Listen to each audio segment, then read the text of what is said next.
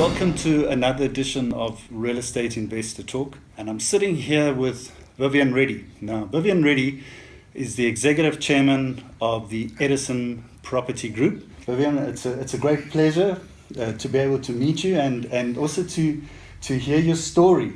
So I think maybe let's go back right to the start, first of all, before we get into the property. Absolutely. Let me tell you, I think first it's great to be talking to you.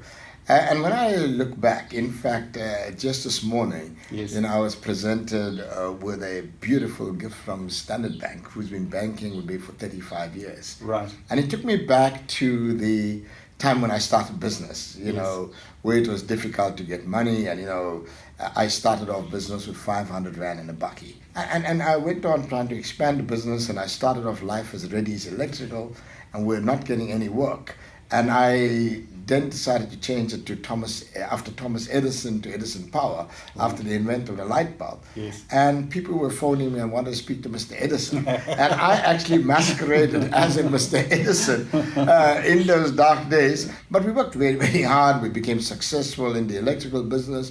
And when the new South Africa came, I loved casinos. I loved gambling. And I ended up bidding for 4 licenses, which we were successful. Sabaya in Durban is one of my bigger casino interests. Right. And against all odds, I mean, people were asked me, how could you bid for a casino license? You only know how to gamble. But the reality, the human brain is such that you could do anything you put your mind into. I studied the business. We approached people like Sun International, who are great management companies, and some other management companies. And I got the first license in Newcastle, where I built my own casino. I had a management company to run it, and it became a very successful business. And the casino business is a great business that I'm still involved in. Then I even started YFM Radio. I was one of the first founders of YFM Radio, which was a big success. We subsequently sold the shares. Right now, on Monday in Durban is the World AIDS Conference. And it takes my mind back in in the year 2000 when the 13th World AIDS Conference was held in Durban. And I told our team, what are we going to do? The conference is right in our doorstep. And we found a company called Orosho Technologies that made oral AIDS testing devices, and where you put in the solution and it told you 10 minutes later whether you're HIV positive or not. We got the rights for that and we distributed all over Africa. It's a big business which we sold at a big profit. I even printed banknotes. I managed the South African post office for 3 years. We took a post office at that time that was quite broke. It still is, but we turned it into profitability. We delivered 1.2 million boxes. It was a big success story.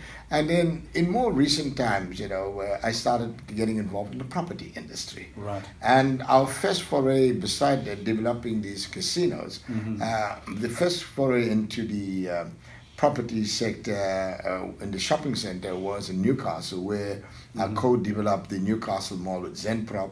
And there I wanted to get the experience from a great company involved in the property industry. I learned a great deal of the property from that. It was a great success. That mall, the 45,000 regional mall right next to my casino. Right. And we bid for other projects and we were successful. But what happened? In that experience, I learned how easy it is to make money in the property business. The property business, you don't need to be a rocket scientist to get involved in the property business, and I'll tell you about that in a little while. Right.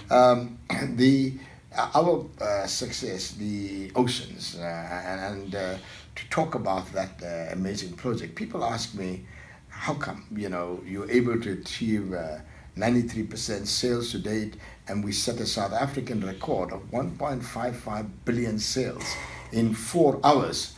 And the reality of that is that when you are a property developer, you've got to put a great team together. You've got to put a winning team together that makes sense, business sense in terms of the profitability, bringing in the project at the right cost. So we're currently busy with about 6 billion Rand worth of projects, with a pipeline of about over another 10 billion Rand projects.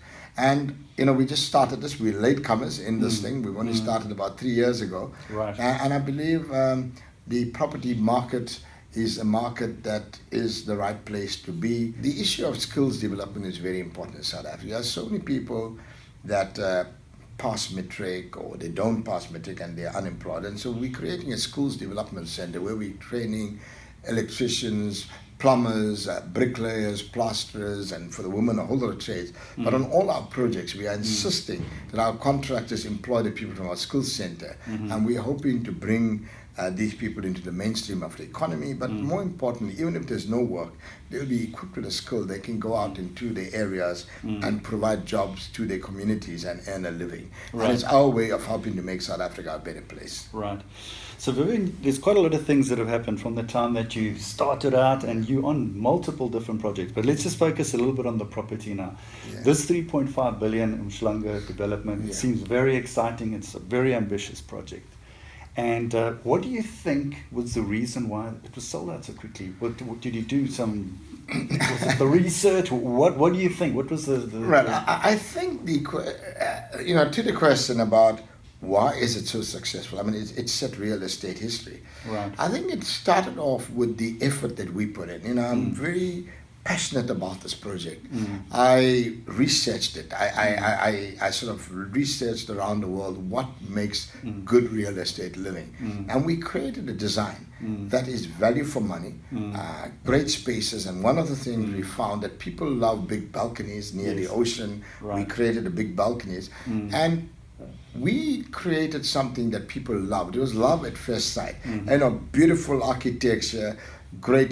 People love living where a shopping center, you take a lift and you go down to a shopping center, the ideal security facilities, and also location is very important. For any project to succeed, it's always location, location, location. Sure. And right across, 3 minutes across from the beach, and Lower Umhlanga, this is the last piece of land. After this piece of land, there's no other opportunities in Umhlanga Rocks. Right. And I think we had the right marketing. I mean, we spent 10 million rand on pre-marketing costs. When you look at our brochures, they are world-class brochures. I mean, every brochure costs us 150 rands. And we gave them, we created 20,000 of this. We did some extensive marketing, and we created a marketing demand where we had a database, and we invited people to buy on a one day, first come, first serve. We had people waiting from 11 o'clock the previous night in queues, waiting to get an opportunity to buy at the Oceans. And, we opened the doors. What price points are we talking about? We're around 50,000 rand a square meter. Right. And I think it's a good price range. When you look at the project just across the road, it's selling for 70,000 rand a square meter. So when you compare the pricing, we believe we priced it right. My colleagues believe we should have priced it much more, but I always believe you must go in there and not be too greedy in business. When you're not too greedy, we must allow people to make a profit. And we know that people are going to buy and sell and let others make a profit on it. And so that's what we went. We could have very easily sold it at 60,000, 65, and people would have still bought. So the demand has come mainly from local buyers, or has there been international interest? It's very, very interesting to look at the demand for the residential. About 12% of it was from international buyers. And the interesting fact is that we had calls from Australia and New Zealand of people wanting to come and retire in South Africa. Wow. Because they've got jobs out there and they cannot afford to retire. And when you look at the exchange rate, it makes it very affordable. And there's a lot of people from those areas. And if you look at the statistics, about 50% of the units were bought from people from Johannesburg and Cape Town, and a certain about 10% from the other parts of the African continent, and the rest from the people of Durban. So Vivian, what is your message, parting shots, in terms of anybody that wants to get into business or into property? They're starting out, because you were also at that stage at one time, and you've grown now, and I mean, you've achieved beyond your wildest dreams. My advice to anyone to start a business, firstly, sit down and do your business plan. Right. Think about what you're doing, but what is most important is to believe in yourself. Have the confidence, and you got to have a dream, and you got to tell yourself, I am going to become successful. This is my dream. When you have a vision and a dream, it's amazing how it motivates you. Wonderful. It's been fantastic chatting to you, Vivian. No, absolutely great. And all the best. It's a great magazine.